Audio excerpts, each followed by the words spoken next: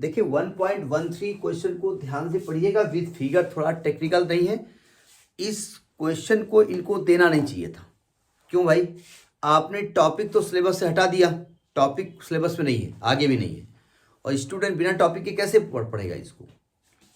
Question कह रहा है कि this figure shows the tracks of 3 charge in the uniform electrostatic field, give the sign of 3 charges and which particle has the highest charge to mass ratio. अब पहले कह रहे कि भाई साइन ऑफ 3 चार्जेस, तो कहने की जरूरत नहीं है कि अगर पॉजिटिव प्लेट की तरफ कोई भाग रहा है तो उसका चार्ज कैसा होगा? नेगेटिव होगा। और कोई नेगेटिव प्लेट की ओर भाग रहा है तो उसका चार्ज कैसा होगा? पॉजिटिव होगा। तो ये तो मुझे मालूम होगा कि फर्स्ट चार्ज नेगेटिव है, सेकेंड चार्ज नेगेटिव है और थर्ड चार्ज पॉजिटिव है, वो तो ठीक है। अब ये कह रहा है कि भाई what is the highest mass to charge ratio, sorry charge to mass ratio, E/m।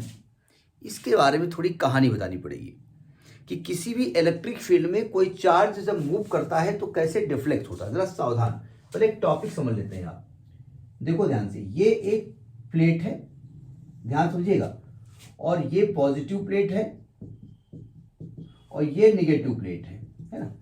हमने एक इलेक्ट्रॉन को एंट्री मरवाया इसमें, थोड़ा सा नीचे कर देते हैं। एक इलेक्ट्रॉन से हमने कहा जाओ भैया इलेक्ट्रिक फील्ड के अंदर घुस जाओ। ये इलेक्ट्रिक फील्ड में यू वेलोसिटी से हमने एंट्री कराया, ठीक है। अच्छा, इलेक्ट्रिक फील्ड की डायरेक्शन थी ये वाई डायरेक्शन में। अगर ये एक्स एक्सिस है और ये वाई एक्सिस है तो ये पॉजिटिव टू नेगेटिव होता है, आप जानते हैं। देखो इलेक्ट्रिक फील्ड में जैसे एंट्री ये मारेगा, अभी देखो इलेक्ट्रिक फील्ड के बाहर है ना, जैसे ही यहां पर पहुंचेगा तो ये पॉजिटिव प्लेट इसको अट्रैक्ट करेगी। मैं मान लेता हूं नेगेटिव चार्ज है, नेगेटिव इलेक्ट्रॉन है, ठीक है, नेगेटिव चार्ज है, माइनस क्यू मान लेते हैं।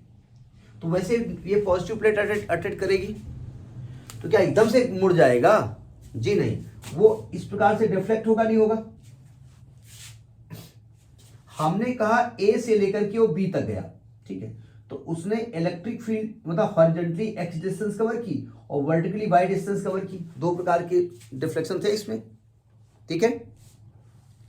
अब बताइए क्या हॉरिजॉन्टली उस पर कोई फोर्स एक्ट कर रहा है? नहीं एक्ट कर रहा है भाई। फोर्स तो इलेक्ट्रिक फील्ड डायरेक्शन में वर्टिकल है ना, ठीक है। अब देखो जब वो वर्टिकल फोर्स एक्ट कर रहा है, ठीक है, तो फोर्स का फॉर्मूला क्या होता है भाई? देखो ध्यान से, जब वो यहां से चार्ज पार्टिकल एंट्री किया तो इनिशियली उसके पास कोई वाई डायरेक्शन में वेलोसिटी नहीं थी, ठीक है, उसके पास केवल एक्स डायरेक्शन में वेलोसिटी थी। यूएक्स मान लेते, यू मान लेते, चलो यू ही मानना हो, यूएक्स मान लेते, वाई डायरेक्शन में कोई वेलोसिटी नहीं थी, ठीक है। तो मैं कह सकता हूं कि इनिशियली वेलोसिटी वाई डायरेक्शन में उसके पास 0 थी, ठीक है, और उससे जो एक्सेलरेशन काम कर रहा था वो F/m था, यानी QE/m था। इलेक्ट्रिक फील्ड को E से डिनोट करते हैं ना, ठीक है। अब हमने कहा वाई डायरेक्शन में उसने ये डिस्टेंस कवर की y, तो y बराबर होगा ut plus half A T square, यही होगा ना।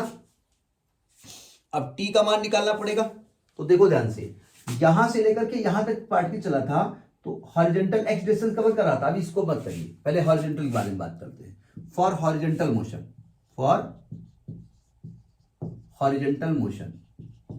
हॉरिजॉन्टल मोशन में उसके पास वेलोसिटी यूएक्स थी, जिसको कि यू आप मान रहे हैं, और उसने जो डिस्टेंस कवर की वो एक्स डिस्टेंस कवर की, और उसको टाइम लगा टी यहां से यहां तक पहुंचने में, ठीक है। अब उसके पास इनिशियल वेलोसिटी है, उसके पास डिस्टेंस है, उसके पास टाइम है, तो कौन सा इक्वेशन लगा दें इसमें? इन सबको आपस में रिलेट करना है, कौन सा इक्वेशन लगा दें इसमें? कौन सा इक्वेशन लगाएं? वेलोसिटी है, डिस्टेंस है, टाइम है। देखो ध्यान से, हॉरिजॉन्टल में कोई फोर्स एक्ट नहीं कर रहा है ना, तो इसलिए यहां पर केवल distance is equal to velocity into time लगाया जाएगा, ठीक है। तो x is equal to u x यानी u इंटू टी, तो t का मान आएगा x/u। समझ में बात नहीं आई? अच्छा, इसके बाद आप y पे आ जाओ। y पे t का मान चाहिए, तो t का मान आपने क्या निकाला है? एक्स अपान यू निकला है ना। तो जब टी का मान यहां रखोगे तो y बराबर क्या निकल आएगा, y बराबर निकल आएगा, u तो 0 हो गया, हाफ a हो गया q e upon m into t हो जाएगा x अपान यू का होल स्क्वायर। तो y is equal to half q e upon m into x square upon u square. समझ में बात नहीं आई? जरा समझने की कोशिश करो। पहले तो इसमें y की डिग्री 1 है और x की डिग्री 2 है, तो इसका पाथ पैराबोला होगा। पहली बात तो पाथ के बारे में बात कर लिया हमने, ठीक है। ये पैराबोलिक पाथ पे मूव करेगा, जैसे आपने प्रोजेक्टाइल मोशन पढ़ा है, ठीक है। अब जरा ध्यान से समझिएगा, y इज इक्वल टू, सावधान, इलेक्ट्रिक फील्ड फिक्स है, नहीं समझे, अपान 2 यू स्क्वायर फिक्स है, वेलोसिटी तो फिक्स है, शुरुआत में जो आपने यू वेलोसिटी दी है क्योंकि इसमें कोई फोर्स लग नहीं रहा था, एक्स स्क्वायर फिक्स है, तो ये क्यू अपान एम आ गया। क्यू अपान एम ही तो आपसे पूछ रहा था। तो अगर हम फिक्स क्यू अपान एम की वैल्यू निकालें तो इधर आएगा y into 2u square upon e x square, ये फिक्स है, तो यानी Q upon M proportionate y। यानी जिसके पास y डिस्प्लेसमेंट ज्यादा होगा उसका क्यू अपान एम ज्यादा होगा। समझ में आई बात नहीं आई? यानी y डिस्प्लेसमेंट मतलब डिस्प्लेसमेंट अलोंग इलेक्ट्रिक फील्ड, जिसका डिस्प्लेसमेंट अलोंग इलेक्ट्रिक फील्ड ज्यादा होगा उसका क्यू अपान एम ज्यादा होगा। लॉजिक पकड़ में आया? ये नोट कर लिया ना आपने अपनी जानकारी के लिए। रफ नहीं, रब मत करिएगा। रफ नहीं कहा जाता है, रब मत करिएगा। बहुत लोग कहते हैं रफ, RUB, रब मत करिएगा। हाँ बताएं, रफ मत करिएगा। रफ माने गंदा होता है, ठीक है, नोट करिए इसको।